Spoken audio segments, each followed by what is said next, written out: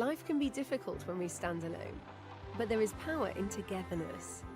By standing together with local partners and people in some of the world's most marginalised communities, you are sending a powerful message that communities are not alone in their struggle against poverty and injustice. Change begins when we all work together. Start your regular gift and help change lives today.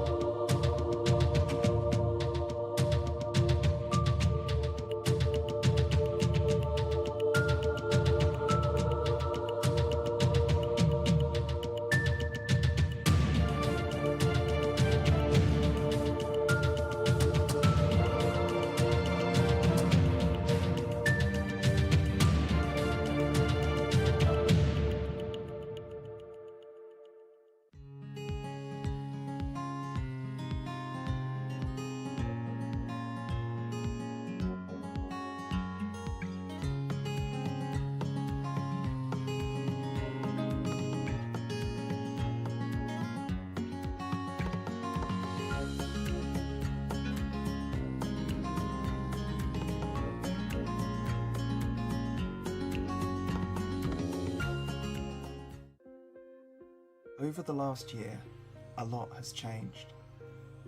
And we've laughed, cried, celebrated and mourned with people across the country and the world.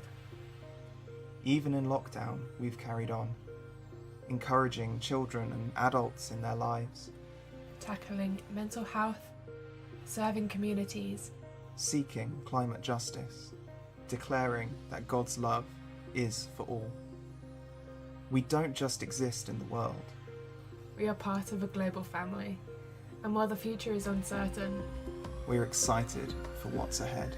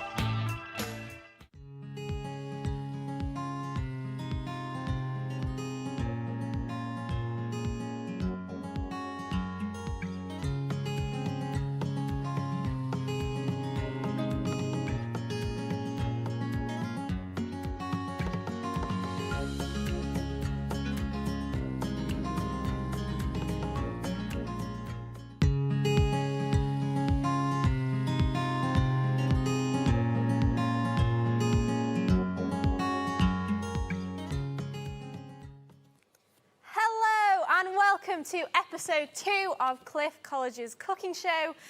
Yesterday I was joined by Andy and Holly as we broke bread together, pun completely intended there, and we chatted all about evangelism in the local community.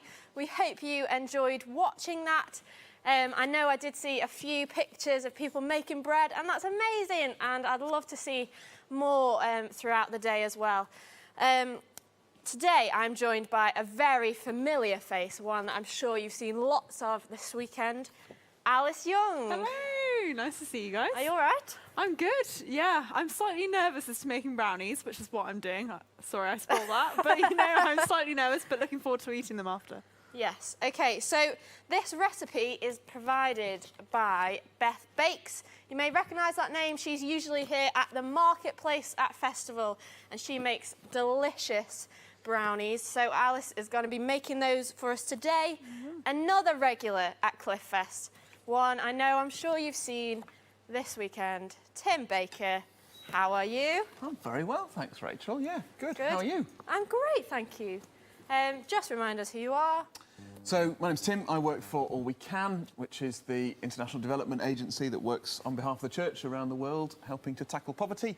And we're excited to be the charity partner for Cliff Fest again this year. So, it's been great to share with folks across the site over the last few days. And as we discovered yesterday in the quiz show, you are the better half of the All We Can team here at In Cliff Tim Fest. Russell's very, very excellent opinion, yes.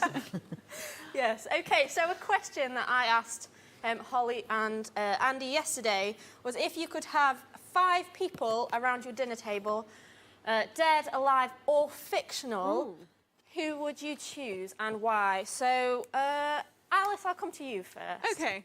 This did actually take me a long time to think of. I'm not very good at winging people off the top of my head. But we've got Ed Sheeran. I'd love Ed Sheeran around my table. Get some songs going, you know, get the atmosphere going in the evening. That's You can great. go to a campfire afterwards, maybe. Exactly. And get the He guitar can stand out, and nice. sing. Bit of a more, yeah, exactly. Bit of a more serious one is Corrie ten Boom, but I think she is inspirational. I think she'd come up with some incredible, profound stories. Oh yeah, So- she's my mum's hero. Oh, She loves it. she's a legend. And then we've got John Mark Comer, who you might know. He's an American pastor. He's written some books like Loveology. I think he'd be great for some discussion, and I think it'd be a lot of fun at the table. We've then got, so me and the students have been watching Shrek. So I've said Shrek. Although his table manners, as we pointed out earlier, would not be great. Is it Green Shrek or Human Shrek? Are we talking Green Shrek. Yeah. So I think that'd be quite an amusing addition. And then finally, we've got Gordon Ramsay. So Gordon Ramsay and Shrek at the same table. I feel like this took a turn about just after person 3. Yeah, Yeah, so when- holy at one point, and then it just, Yeah, plummeted. Great. Well, do you want to get started cooking? Yes. And I'll go to Tim, ask you the same question. Yes, good question. After you asked it yesterday morning, I thought I'd better have a little think about that in case Rachel asks me the same question.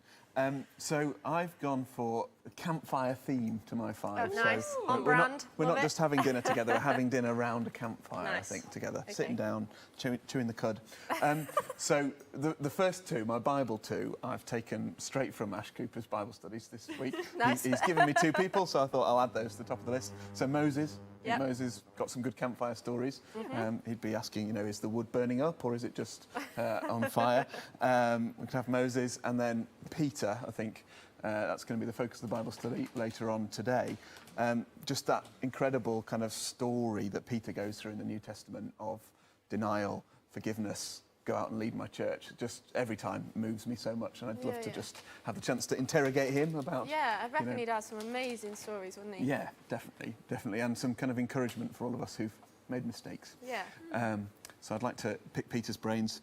And then I was thinking about All We Can's work, and called to mind a wonderful lady called Betty, who I met round a fire in Uganda a couple of years ago. Just got to sit down and talk about her life, her journey, her story, and just the kind of grace with which she was able to tell her story. I'd like her to meet Peter as well. I feel like I could just get out of the way and let them have a nice chat. That's cute. Wesley, obviously. The campfire theme's a bit tenuous. Heart strangely warmed by the campfire. Does that work? Don't know. Clever. And then Adele, because she set fire to the rain. Perfect. Right in that. I love that. Oh, gosh. So, back to Alice. Let's just see what you're doing right now. So I am heating up some chocolate and butter in a bain-marie. Bain-marie, so why are we doing that then? That's so, well, we haven't got a microwave, firstly, let's just say. Otherwise, I would be doing it in the microwave. But also, if we do it straight in the pan, we'll get some burnt chocolate, and I've had that experience before. Not Nobody good. wants So that's not happening. I don't want any fires on set. And then I'm weighing out my sugar, and then I'm going to pop some eggs in together and do some whisking. So you're going to have a dead arm by the end of this session. This then. does smell so good, though. I've just got chocolate coming out my nostrils, and it smells insane. Sorry, we don't have smell-o-vision here at Cliff Fest. So, Coming soon. we've talked a bit about community. Obviously, you're student president here at Cliff. What is community like here at Cliff? Well, currently at the moment, we've just said goodbye to all our residential bachelor students, which is really sad. But we still have our Cliff year left, so there's 7 Cliff year, and then there's a few more students that live in flats. So there are still people here, not to panic. We also have a large number of non-residentials So over this year, it's been a really weird year, obviously, Yeah. for COVID reasons. But we've tried to find ways to do community in new and exciting ways, and that's been done with online quizzes. We've had a session with Matt and Tim from All We Can in January with some of our students, which was great fun. We've had weekly coffee Zooms, because normally in a normal college week, we'd have every day at 10:45, people would gather down in Chadwick's, which is our dining hall, and we'd have coffee and conversation. Nice. And then one of the ways that we've been trying to grow community with our residential students throughout their time that they've been on site, when they've been allowed to be on site, is Yeah. by having a Saturday night takeaway or going out for a meal Nice. together. So eating together, having food, growing community. Yeah, we're just trying to make that really intentional and formational for everyone. I love that. Thanks, Alice. You get on with your cooking now. It smells incredible. So, Tim, we talked about community yesterday, but more at a local level. Alice has just given us an idea of what it's like here. Obviously, you work with All We Can. So, how do you see community working more at a global level with All We Can? Yeah, I mean, I think that's a great question, and I love the kind of simple analogy between what happens locally and what we're trying to do globally, because Yeah. I think it's part of the same story. And I think what we talk about all the time at All We Can is our global neighbours, which is Yeah. almost a oxymoron, isn't it? You know, how can you live next to somebody who's 1,000 miles away? But actually, I do think it is what community is about. It's about Love that. realising that we are all connected, we're all on this planet together, Yeah. we're all in the same kind of boat. And I think one of the great kind of gifts of the modern world is enabling us to learn that, to really know that, to get to talk about people like Betty in Uganda or some of the stories we've shared around the campfire this weekend, and to be like, they are my neighbours in the same way as you guys are my neighbours right here and now. And one of the things we talk about a lot at All We Can, which Alice was mentioning just there with the takeaways, is food, and is the opportunity to sit down and eat with people is just a great leveller. You know, you see Jesus do it all the time, don't you? He's always good at kind of going into people's homes and just sitting with them and eating whatever they're eating. And in my time at All We Can, I've had the huge privilege of being able to do that in lots of different places. You know, I think of sitting down and trying to eat rice with my hands in India, generally being made a fool of. I think about sitting down with folks in Zimbabwe and Uganda and just sitting on the floor in people's homes and sharing a meal. And by the time the meal's ended, you realise you are community, and you've kind of connected in a way that perhaps you don't get the chance to do if you don't eat with people. So it's been one of the real sad things about COVID, hasn't it? And this last year has been actually eating with people is really hard. What's been the best meal you've ever had while you've been away with All We Can? That is a really good question. I'm a big fan of curry, so like homemade curry in communities in India, people who actually know how to make curry and make it really well, a lot better than my like ready mix korma sauce from Patak's. Other brands are available. It's so good, just so enriching, and just seeing people kind of make the most of what they've got and make a beautiful meal for sharing together. Could do some. That's making me hungry, even though it's not even 10 o'clock. Quite fancy a curry. 9:30. Earlier when we were chatting, you were talking about how you have kind of a more sustainable idea of community. You don't just go in and then leave again. You want to build that community for a long term. Yeah, absolutely. That's kind of at the heart of what All We Can is about. It's about saying the only way to do development in any sort of meaningful way is to journey with people over the long term. You know, if you have been tuning into any of our stuff this weekend, you'll have heard me talking about The Next Steps, which is our campaign we're running at the moment, because it's all about the long-term journey of walking with people over months, years, decades, and some of the partners and the communities we've worked with, we've known since long before I was at All We Can. You know, some of them been around since the 1990s. Wow. And it's just about saying, how can we stick with you as you grow and develop and tackle the problems and the challenges that your local community faces? I think there's probably too much of the history of mission projects and churches doing mission overseas that has been like, we'll drop in and fix your problem and then we'll go back to our lovely, comfortable life in the West, and then we'll think of a different project to do next year. And actually just, you know, we really value and are really proud of the long-term sustainable stuff.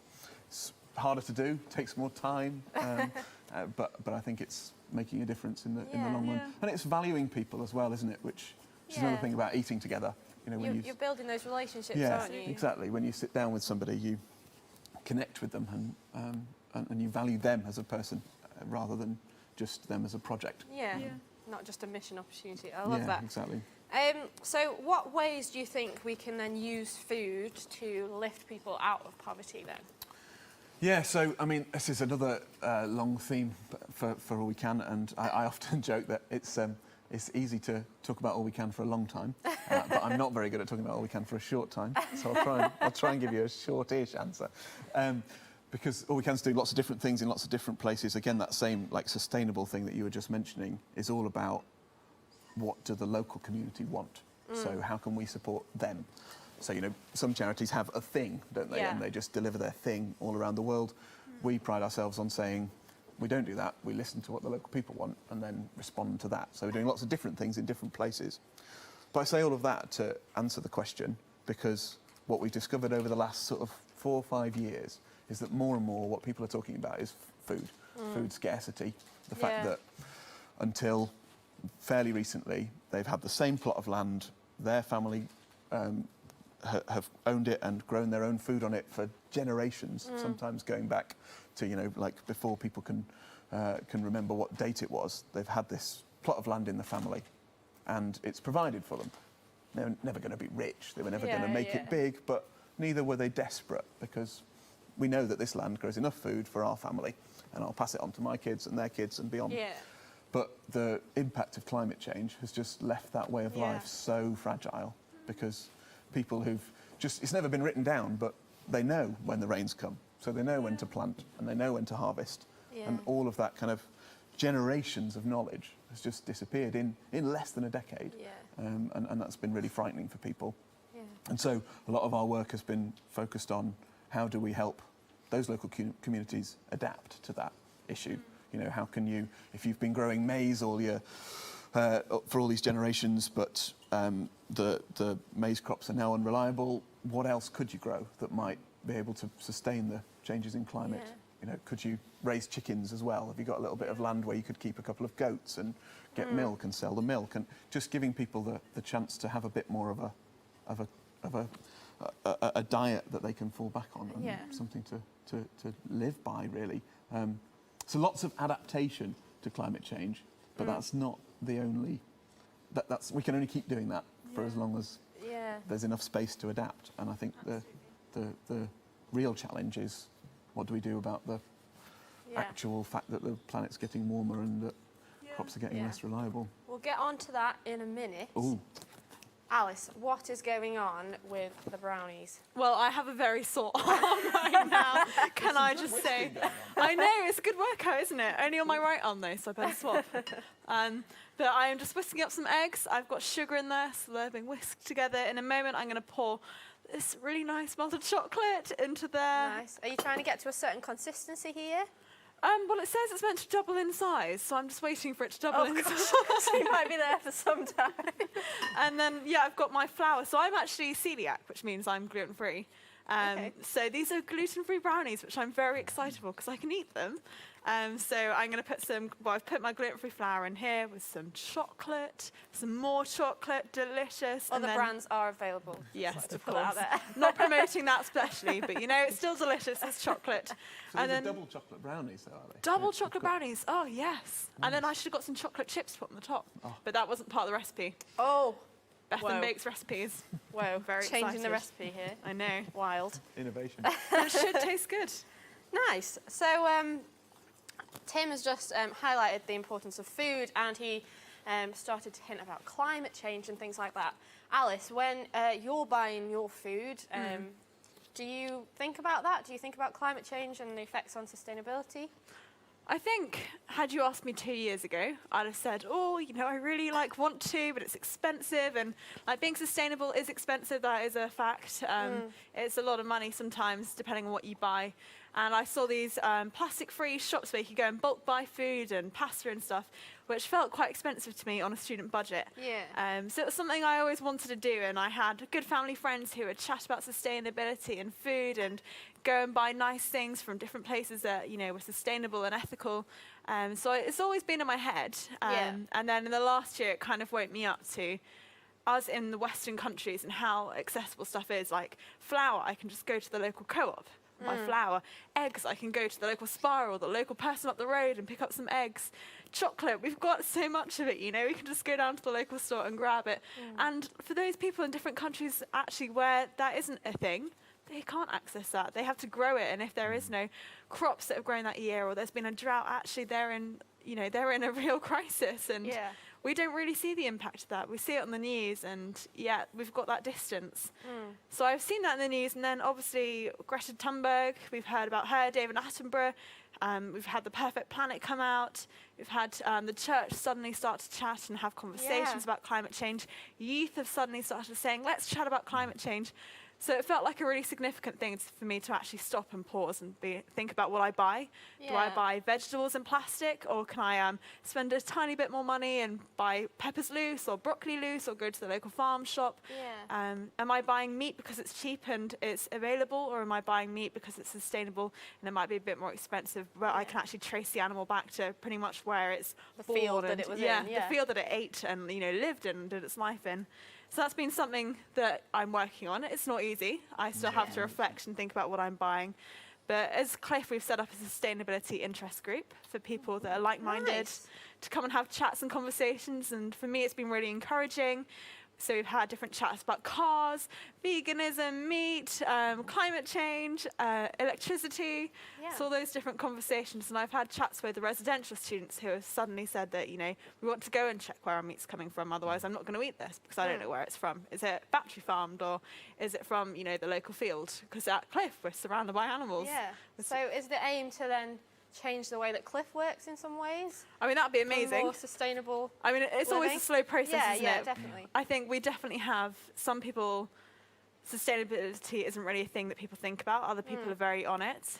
But having conversations is the best place to start. Definitely. And hearing from people that maybe don't want to chat about it, or hearing from people that do want to chat about it, and bringing that together and clashing it in is the place to start, I think. I like this kind of idea of having a group as well, where you can share with people, because I think that you're right, kind of to reflect back to what you were saying about yourself 2 years ago, Alice. Like, I think that's where most people are. It's like, you just don't know where to start. That sounds expensive to change my cheap shop for a more sustainable shop.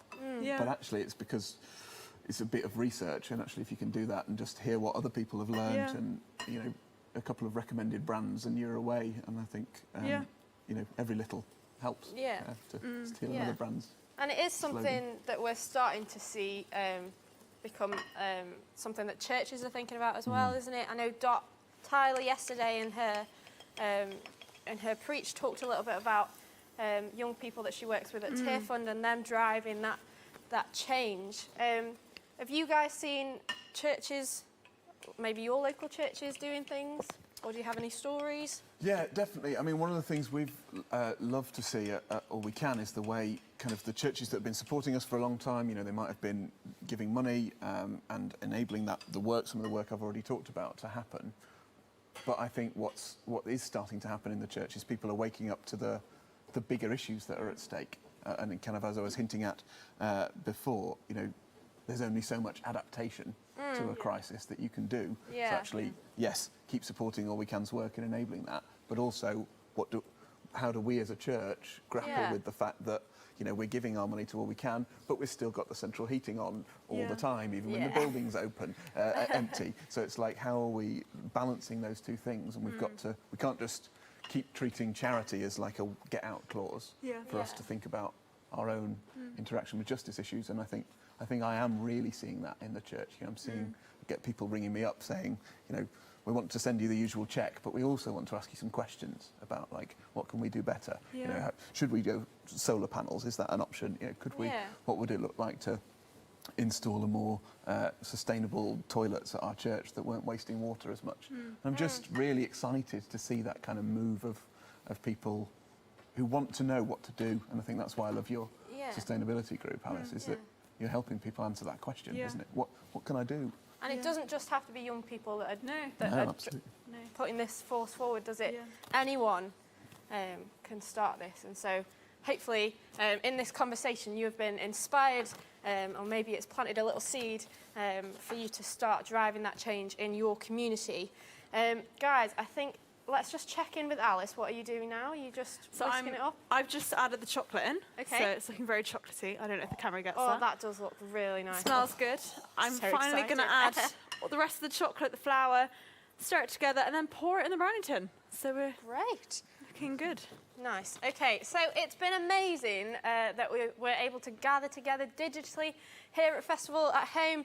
But it is sad that we've not been able to see those familiar faces that we're used to, especially those guys in the marketplace like Beth Bakes. And so while Alice is just finishing off this brownie recipe, we thought we'd take it to the experts.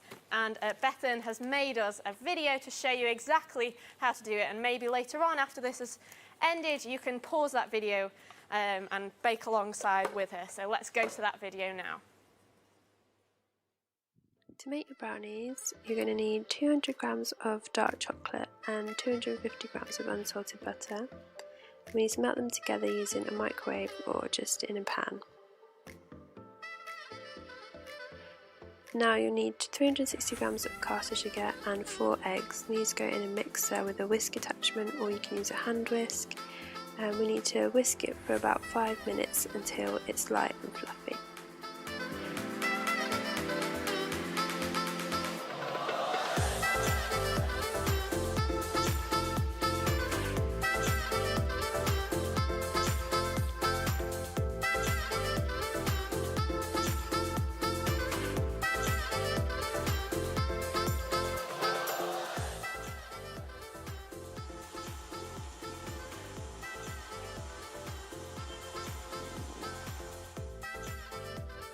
So as you can see, that's much paler in colour now and almost doubled in size, which is what we want.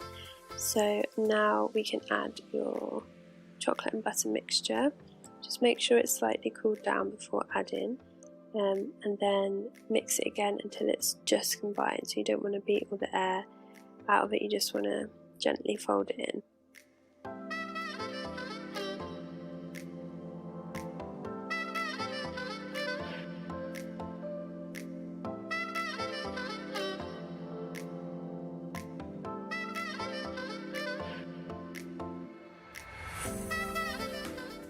So now we can add the dry ingredients. So we've got 80 grams of cocoa powder, 70 grams of plain flour, or you can use coconut flour for a gluten-free option, 1 teaspoon of baking powder and half a teaspoon of salt. And then we're just again going to mix it till it's just combined, so not for too long.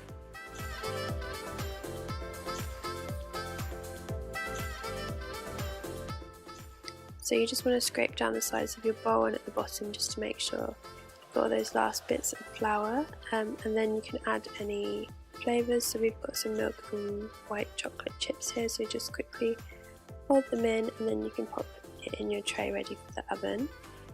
So we use an 8" by 12" tray bake tin lined with a bit of baking paper. You want to make sure your brownie batter is completely level, and then it goes into bake at 170 degrees for 30 minutes.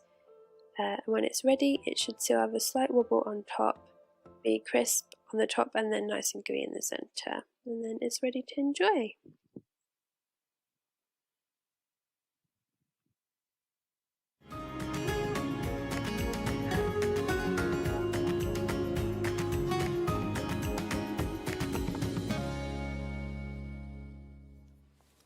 Well, thank you so much, Bethan, for that awesome video. Alice has finished making her brownies magically. Speed cooking there. I know. It's like a here's one I made earlier moment. Yeah, so I think we should tuck in. They do look good. So help yourself, guys. Well, why not? Thank you. They look so good as well, and smell amazing. I'm just noticing though, Tim, you clearly didn't get the denim jacket memo. Come on now. You're missing out. Oh no, you should have let me know. I'd have dug one out from 1995. Okay, let's try these brownies. Let me know what you really think. Good. Really nice. And I've always been a bit nervous about eating gluten-free things because whenever I've experienced gluten-free, it's been like solid.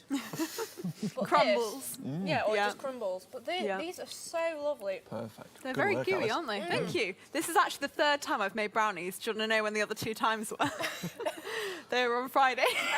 In practice for this. In practice for Well, this. you've so- done You've an got- amazing job. Yeah, Thank third you. time's a charm. Yeah. And it seems to work. Yeah, absolutely. I regularly spent upwards of £20 or £30 at Beth Bake's stall at Cliffest, so it's nice to get one on the house, and I'm enjoying it. Yeah, thank you. Well, I feel like brownie subscriptions over the past year have become like a massive thing. Yeah. Like I see everyone posting on Facebook or different places like, buy our brownies. There's boxes Yeah. of brownies. And Beth does have a website. I don't know what it is, but you can go and find that. I think it's Beth Bakes something or other. And she does sell loads of stuff, so you can go and check that out. But guys, I think it's time to wrap up. Don't forget to send in your photos of you making these brownies. I saw some photos of bread yesterday. And again, go out and share these with your friends and your family or even your neighbours. We want to start building those communities back up again. It's been amazing to share with you all. Thank you so much, Tim Thank you. and Thank Alice, you. for joining me.